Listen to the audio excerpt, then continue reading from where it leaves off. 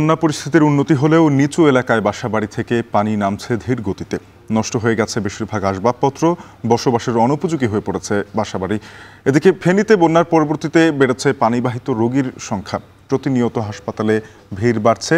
এ বিষয়ে জানাতে কুমিল্লার বুড়িচং উপজেলা থেকে যুক্ত হয়েছেন মাসুদ আলম এবং ফেনী থেকে যুক্ত আছেন সুলাইমান ডালিম। শুরুতেই মাসুদ, আপনার কাছে যেতে চাই, নিম্নাঞ্চলগুলোতে পানি নামতে দেরি হবার কারণ কি এবং এই বন্যা কবলিত এলাকাগুলোতে পানি নামার পরে বর্তমানে কি ধরনের সংকট সেখানে দেখছেন জানাবেন।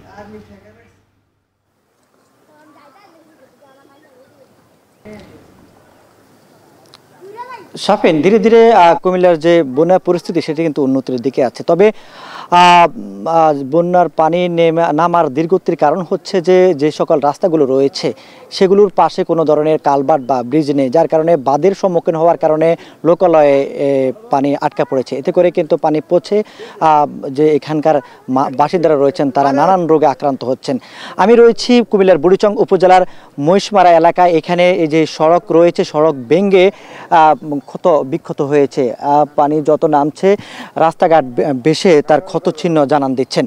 আমি এখানকার বাসিন্দাদের সাথে কথা বলি। তারা কিন্তু এখন আশ্রয় কেন্দ্রগুলো থেকে ফিরছেন বাড়িতে গিয়ে তারা দেখছেন তাদের আসবাবপত্র, ঘর বাড়ি সব কিছু পানিতে তলে নষ্ট হয়ে গিয়েছে। আসবাবপত্র ভেসে গেছে নদীর স্রোতের, বন্যা স্রোতের মাধ্যমে। তারা বলছেন যে তাদের কৃষি খাতে ব্যাপক ক্ষতির সম্মুখীন হয়েছেন। তারা খামারের যে মাছের ঘের, খামারের যে মুরগির খামার ছিল, গরুর খামার ছিল, সেখানেও ব্যাপক ক্ষতির সম্মুখীন হয়েছেন। একই সঙ্গে যে রাস্তাগুলো রয়েছে কুমিল্লার 14টি উপজেলা কিন্তু গত 19 আগস্ট থেকে কিন্তু প্লাবিত হতে শুরু করে। এরপর 22 তারিখে কুমিল্লার গোমতী নদীর বাঁধ ভেঙে প্লাবিত হতে শুরু করে বুড়িচং, বামনপাড়া, দেবিদ্বার সহ আশপাশের উপজেলাগুলো। এতে করে প্রায় 14টি উপজেলা প্লাবিত হয়। ক্ষয়ক্ষতির পরিমাণ আসলে এখন পর্যন্ত ত্রাণ এবং পুনর্বাসন কার্যালয় থেকে আমাদেরকে জানিয়েছেন প্রায় 3000 কোটি টাকার মতো ক্ষতির সম্মুখীন হয়েছে কুমিল্লাবাসী। তাই তার পরিমাণ আরও বাড়তে পারে। এখন পর্যন্ত তারা প্রাথমিকভাবে তারা পরিসংখ্যানে এটাই বলতে পারছেন। এখানকার বাসিন্দারা রয়েছেন, তারা আমাদেরকে জানিয়েছেন যে বাঁধ ভেঙে এই যে পানি প্রবেশ করেছে লোকালয়ে সেটা কিন্তু এই দিক থেকে এসেছে। এখনও কিন্তু আসলে পানি প্রবেশে যে দৃশ্য সেটা কিন্তু দেখা যাচ্ছে। যে সড়ক আছে সেটি ক্ষত বিক্ষত হয়েছে ভেঙে।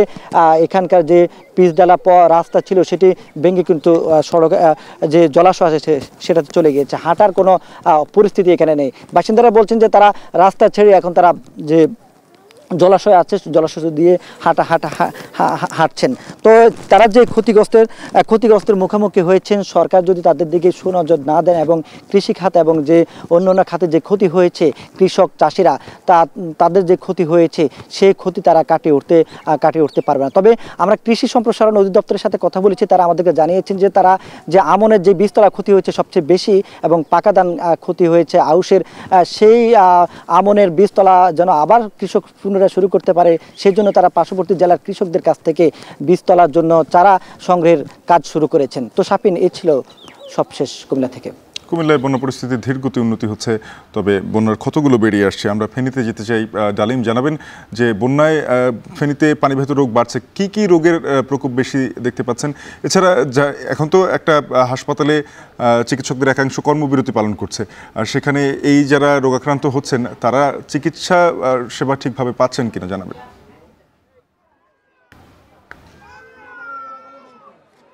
শাফিন, স্মরণকালের ভয়াবহ বন্যার ফলে ফেনীর যে পরিস্থিতি সেটি অনেকটা স্বাভাবিক হতে চলেছে। তবে বন্যার পরের যে বিষয়টি আমরা দেখতে পাচ্ছি যে মানুষের মধ্যে জ্বর, সর্দি, কাশি, ডায়রিয়া সহ বিভিন্ন রোগের যে প্রাদুর্ভাব সেটি দেখা দিয়েছে। আমরা এখন আছি ফেনী সদর হাসপাতালের সাথে।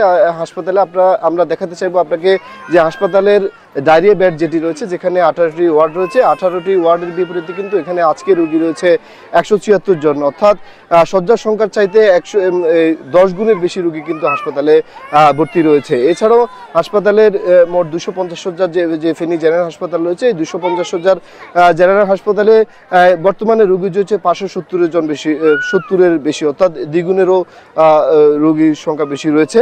আমরা কথা বলেছি এখানকার যারা রোগী রয়েছেন তাদের সাথে, তারা বলছেন যে এই যে বন্যার পরবর্তী যে সময়টা, এই সময়টা তাদের যে শিশু রয়েছে, শিশুদের মধ্যে বিভিন্ন ধরনের ডায়রিয়া, আমাশয়, টাইফয়েড সহ বিভিন্ন ধরনের রোগ দেখা দিয়েছে, বমির মতো রোগ দেখা দিয়েছে, যার ফলশ্রুতিতে তারা হাসপাতালে আসছেন। হাসপাতালে এসে তারা যেমনটি বলছেন যে হাসপাতালে এসে কাঙ্ক্ষিত যে সেবা তারা কিন্তু তা পাচ্ছেন না।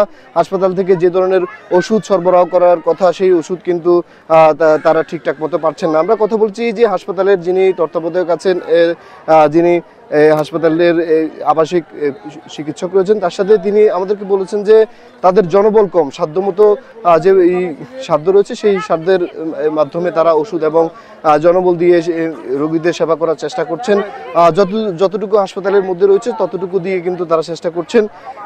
এই জনবলের কারণে কিন্তু তারা যথাযথ যেই সেবা সেটিও কিন্তু দিতে পারছেন না। তবে চিকিৎসক এবং রোগীদের সাথে আমরা কথা বলেছি, তারা যেমনটি বলছেন যে সারা দেশে চিকিৎসকদের যে কর্মবিরতি সেটি খুব একটা প্রভাব এখানে পড়েনি। সেই চিকিৎসকরা কিন্তু এখানকার যে রোগী রয়েছে তাদেরকে সেবা দিচ্ছেন। তবে সার্বিক যে পরিস্থিতি সেটি কিন্তু শুধু যে ফেনীর এই জেনারেল হাসপাতাল এটি নয়, ফেনীর যে আরও যে 5টি উপজেলা রয়েছে, ফুলগাজী, পরশুরাম, ছাগলনাইয়া, দাগনমিয়া এবং সোনাগাজী, সেখানেও কিন্তু একই অবস্থা। অর্থাৎ হাসপাতালগুলোতে অন্যান্য রোগীর চাইতে ডায়রিয়া এবং টাইফয়েডের যেসব রোগী রয়েছে তাদের সংখ্যা বেশি রয়েছে। তো এই ছিল ফেনী জেনারেল হাসপাতাল থেকে আমার কাছে বন্যা পরবর্তী রোগের প্রাদুর্ভাবের খবরের সর্বশেষ। আমরা দেখছিলাম ফেনীতে হাসপাতালের বাইরে আঙিনায় চাদর বিছিয়ে অনেকে চিকিৎসা নেবার চেষ্টা করছেন। বন্যা পরবর্তী যেই ক্ষত রয়ে গেছে বিভিন্ন অঞ্চলে এবং বিভিন্ন রোগের প্রাদুর্ভাব, সে নিয়ে জানাচ্ছিলেন আমাদের সহকর্মীরা।